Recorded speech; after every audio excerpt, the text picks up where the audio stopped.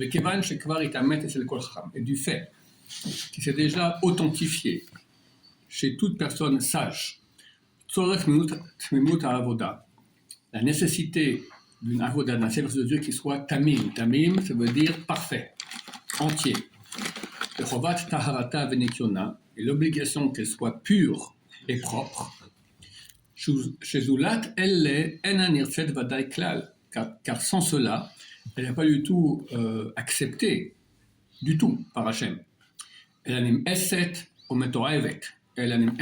dégoûtée, ou metorevet, et Dieu l'a en horreur.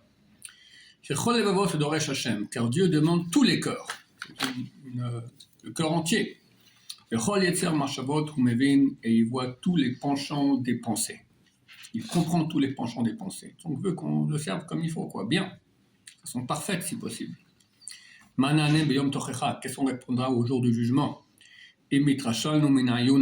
Si on a négligé cette étude, et on a abandonné une chose qui est tellement obligatoire pour nous. C'est l'essentiel, ce que notre Dieu, l'éternel notre Dieu, nous demande. Est-ce qu'il se peut que va peiner et va travailler notre esprit dans des enquêtes, des analyses qu'on n'a aucune obligation de faire? Les pilpulim, c'est les discussions talmudiques, desquelles ne sortira aucun fruit de cela. C'est clair qu'il y a une mitzvah d'étudier la Torah, et de faire des fois, tu parles des heures sur un domaine qui n'a aucune incidence sur ta vie, ça n'aura jamais, c'est de la Torah aussi. Mais il dit, par rapport aux choses essentielles que Dieu nous demande, apprends à bien me servir, apprends à être propre, à aimer comme il faut, avoir un cœur pur, etc. Tout ce qu'on va en parler, d'accord? C'est certain qu'il y a l'essentiel et l'accessoire, d'accord? À quoi ça nous sert de faire ce piculim si, pour finir, on reste des gens grossiers et pas comme Hachem il veut?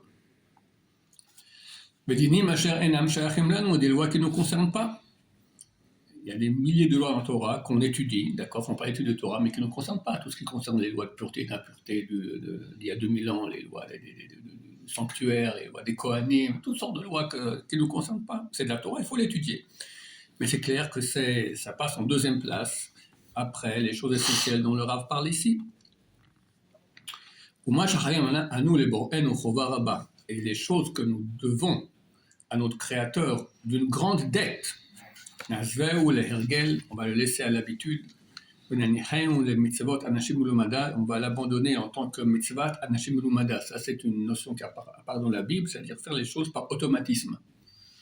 Après, tu fais ton Shabbat, tu fais des prières, tu récites, mais bon, c'est automatique, il n'y a rien, et le cœur, il n'est pas là. D'accord? Et là-bas dans la Bible, Dieu réagit très durement à ça. Si on ne va pas observer et analyser quelle est la crainte authentique d'Hachem, quelles sont toutes ces branches, comment est-ce qu'on va l'obtenir? Et comment est-ce qu'on va fuir, on va se sauver de la futilité mondiale qui nous fait l'oublier, ou l'oublier de notre corps. La crainte de Dieu, c'est très très sérieux, c'est une grande conscience des choses. Et le monde nous fait oublier tout cela. Sur les Français, ils adorent la rigolade, d'accord? Tous les comiques, tout ça. Ça c'est... Il n'y a rien qui fait plus... On parlera d'ailleurs plus tard. Il dit qu'il n'y a rien qui fait plus quitter la crainte de Dieu de notre corps que la rigolade. Chazal, on dit qu'une rigolade peut faire partir l'effet de 100 tocherot. Tu vois un jour de moussard comme ça, il aura tu donnes boum, des coups de poing, quelqu'un sort, fait une blague, tric, tout part, en une seconde, d'accord? Et toute la futilité du monde, elle nous fait fuir, ôter de notre cœur, la crainte de Dieu. Alors si on n'a pas bien analysé, observé comment obtenir cette futilité, comment est-ce qu'on sera sauvé de ce monde qui l'a fait fuir de notre cœur? Alors on va l'oublier, elle va s'en aller. Qu'on ne connaisse son obligation. L'amour de Dieu, idem. Et non, on ne va pas essayer de la fixer dans notre cœur. Par tous les moyens qui nous permettent d'y arriver. Comment on va la trouver en nous? L'amour de Dieu. D'où viendra l'adhésion à Hachem? Et le bouillonnement intérieur dans nos âmes. Et moi avec lui, béni soit-il, Vim Torato, et avec sa Torah. Et nous, on est avec Doulato, si on ne va pas se tourner vers sa grandeur, vers le Romamuto et sa hautement pour dire grandeur, d'accord, Romamut, sa grande hauteur, Chariolid, Belibeno, Advekut, qui va réveiller en nous cette adhésion. Ertitar Marshavatenu, comment on va purifier nos pensées? Et bien, on est c'est-à-dire Nakota, Menamumim, Shemetil Ba'ateva Agufani. Si on ne va pas essayer de la nettoyer des défauts qui mènent notre nature corporelle, physique. Vamidot Kulam. On va finir avec cette dernière phrase. Vamidot Kulam, et toutes les midot, donc tous les traits de caractère. Atzirchot Kol Kartikun Vaishava, qui ont besoin tellement d'être réparés et d'être ajustés.